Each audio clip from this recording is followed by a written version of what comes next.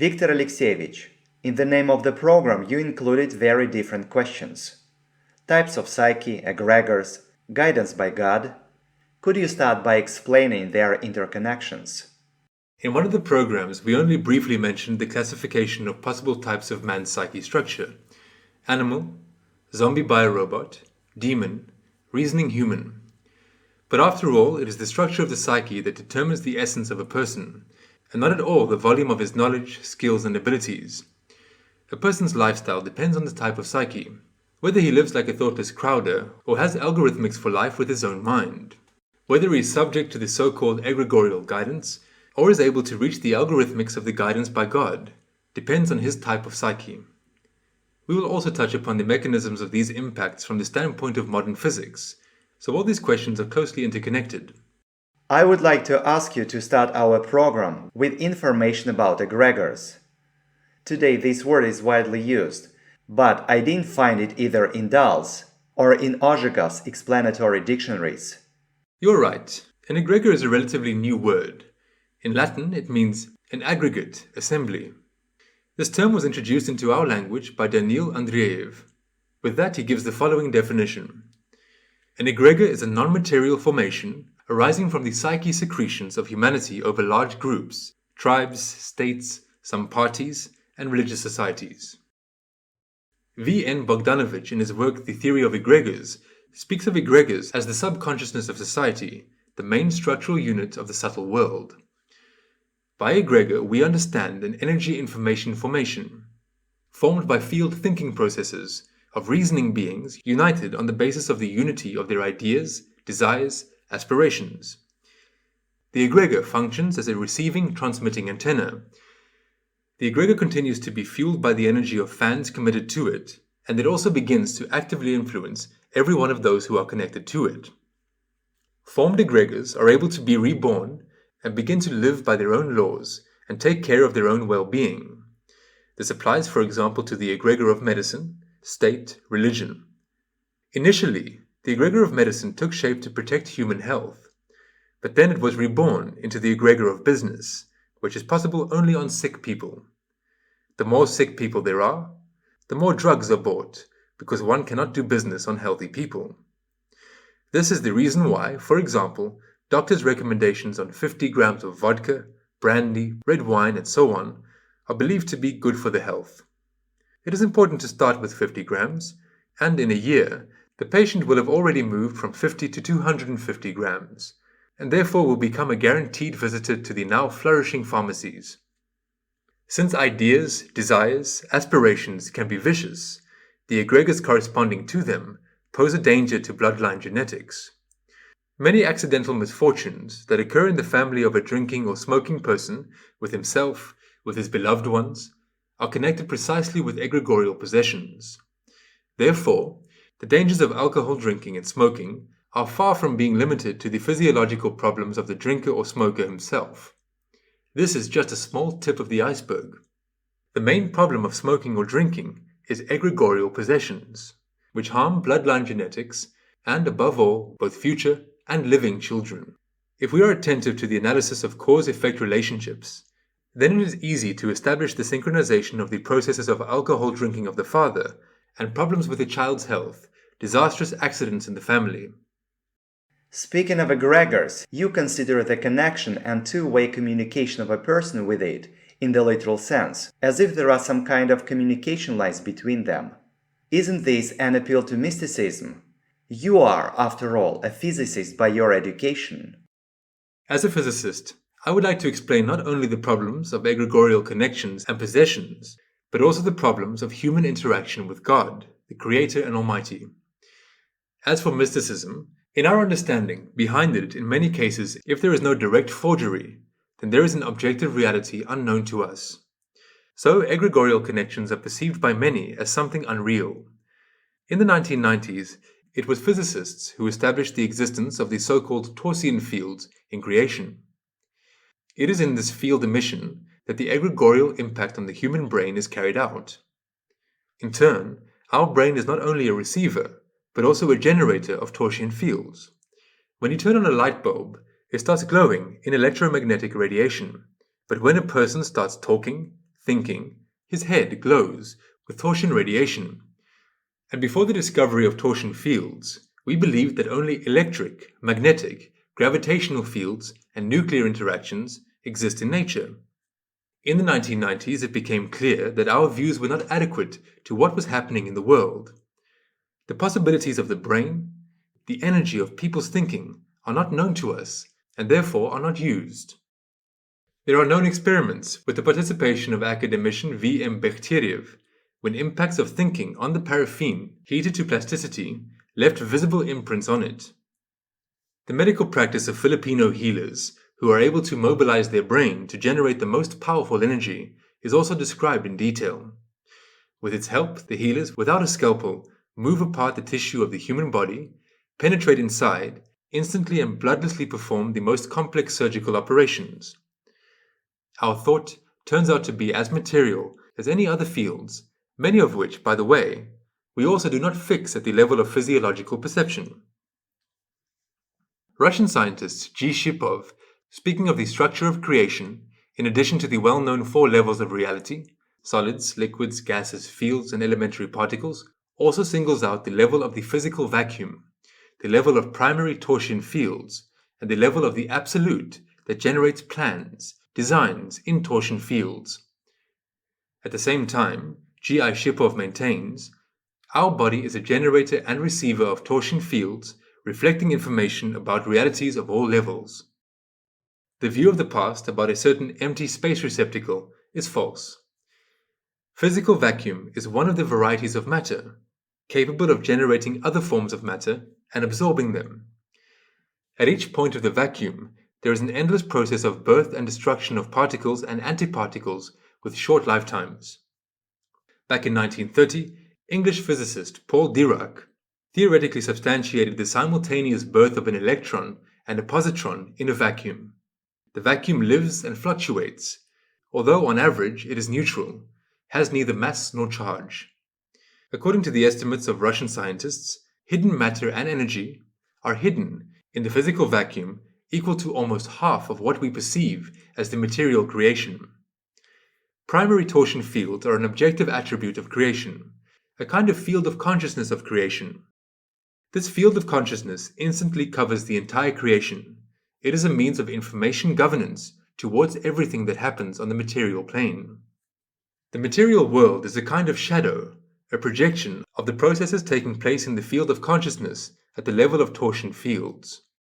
For example, a car could appear only after ideas, designs, drawings of a car appeared in the field of consciousness of creation.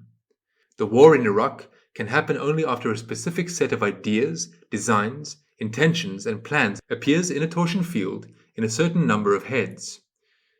Thoughts and moreover words of any one of us are part of the field of consciousness, and they have a direct impact on what is happening.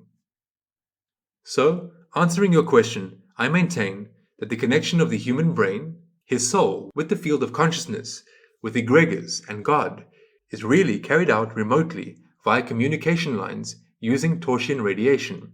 This is especially evident in the implementation of clairvoyance, according to V.M. Bronnikov's method, with which I became acquainted in detail. Within 2 weeks, it is possible to prepare children aged 10 to 15 years for clairvoyance with tightly blindfolded eyes. Herewith, the children discover an envisioned color volumetric display in the third eye area, from which they, with an impenetrable blindfold over the eyes, read any information in color about objects placed in front of them, fluently read the texts of books. If they mentally write on the screen the text of a question or the text of an arithmetic task, then after 3 to 5 seconds on this envisioned display, they read the answer to the question asked, the answer to the arithmetic task. I asked these children questions, the essence of which a child simply does not understand. Nonetheless, they gave answers to them, reading them from the display in obviously unfamiliar words, confusing the stress of the words.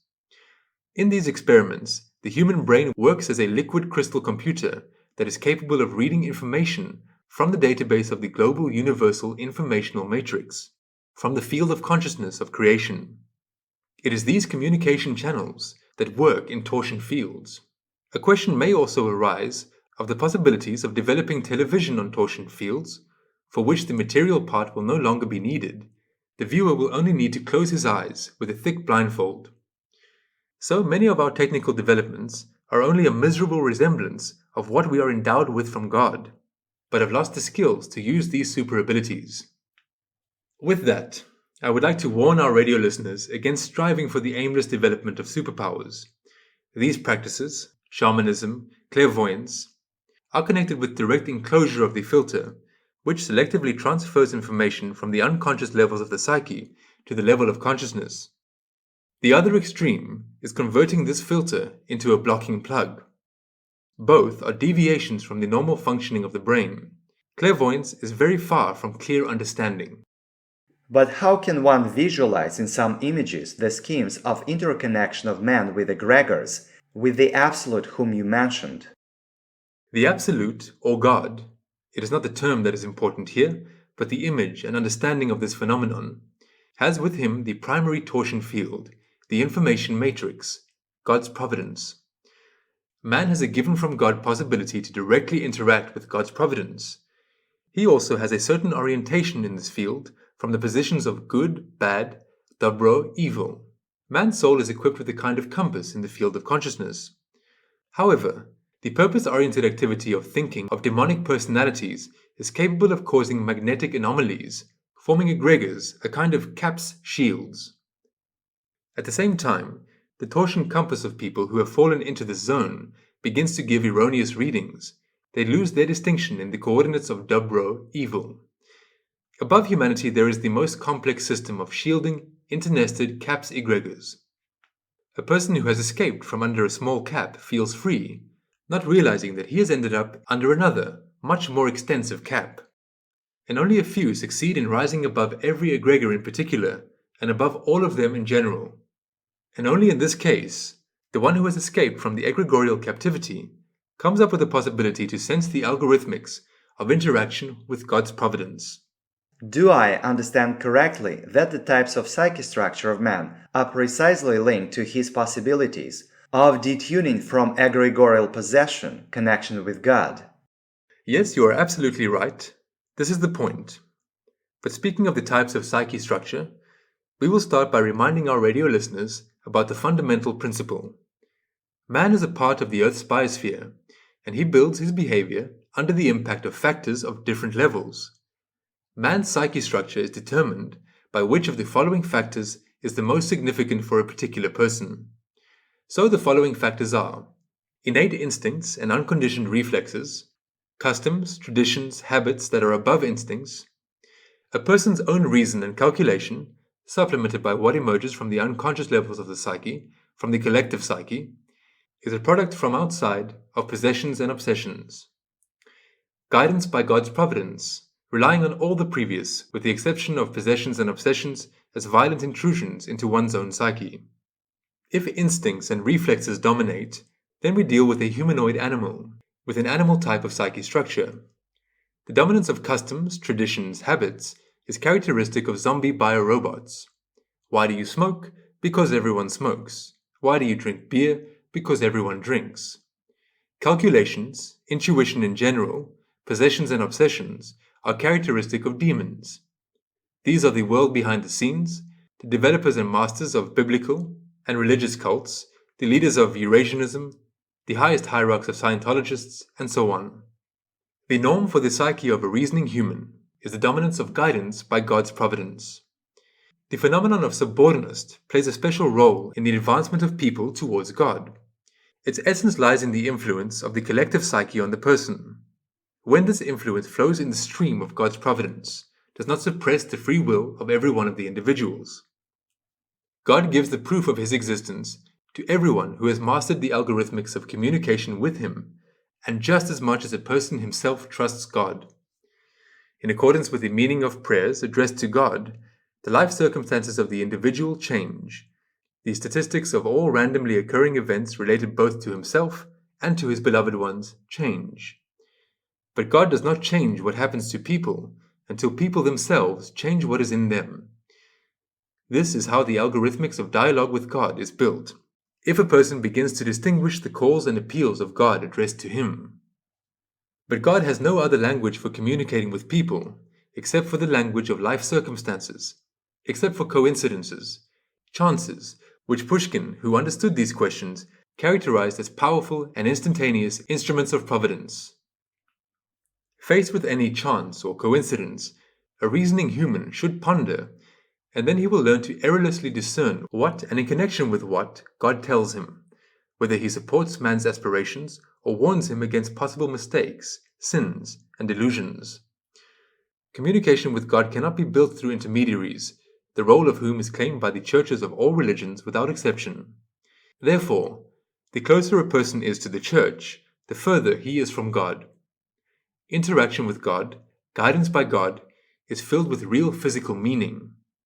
This is a two-way interaction of torsion fields emitted by a particular person with the primary torsion field of God's providence, with the field of consciousness of creation. Demonic personalities are deprived of such guidance by God. They rely not on God's providence, but on personal calculations, on outside possessions and obsessions. They are the organizers, creators, and keepers of the system of egregors. They shield people from the possibility of direct communication with God. Their mission is to graze a crowd of biorobots under the crown of this or that egregor, which is more attracted to this or that part of the crowd. The lot of zombie biorobots is to submissively stay under the egregorial cap, to worship the owners of this egregor unquestioningly. Herewith, the interaction with the egregor, as with an energy information formation, also occurs with the help of torsion fields, which creates the illusion of a connection with God. Many people feel such a special state in churches, while possessions coming from church egregors create a specific state of mind, mistakenly perceived as a connection with God. People with an animal type of psyche structure are less suitable for forming a thoughtless crowd. They are egregorial nomads, freely and without hindrance, penetrating from under one egregorial cap to another. During such transitions, they find themselves for some time in free space, and they have many more chances to get in touch with God and begin to develop towards the structure of the psyche of a reasoning human. More detailed information on the types of psyche structure, on the guidance by God, can be found in our books, Principles of Cadre's Politics, The Master and Margarita, A Hymn to Demonism, or The Gospel of Selfless Faith. Come to the aid of my disbelief.